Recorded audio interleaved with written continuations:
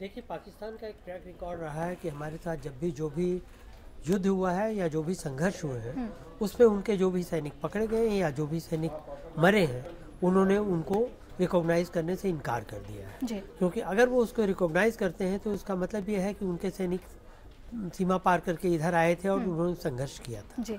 तो ये तो उनकी स्ट्रेटजी है, ये कोई नई बात नहीं है पाकिस्तान के लिए। लेकिन हमारे जब भी हमारे यहाँ से कोई कैजुअलिटी हुई या वहाँ कोई गए, हमने तुरंत उनको उनके डीजीएमओ को बताया कि हमारा एक आदमी भटक गया या हमारा एक आदमी मारा गया है, और हमने ओन किया रिस्पॉन्सिबिलिटी। वो ओन नहीं करते, और ये उनकी मतलब फितरत में है।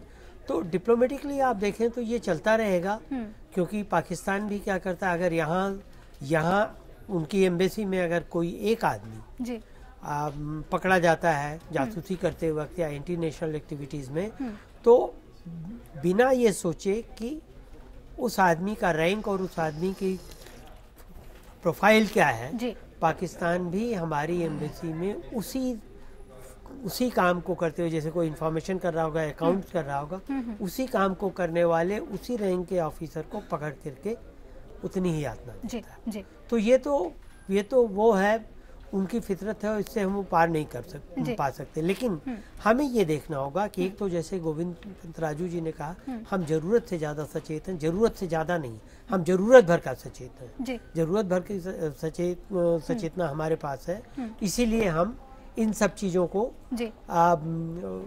चीजों पे रिटेलिएट कर रहे हैं। दूसरी चीज, हम अभी तो पूरी तरह डिफेंसिव थे, अब हम एग्रेसिवली डिफेंसिव हैं।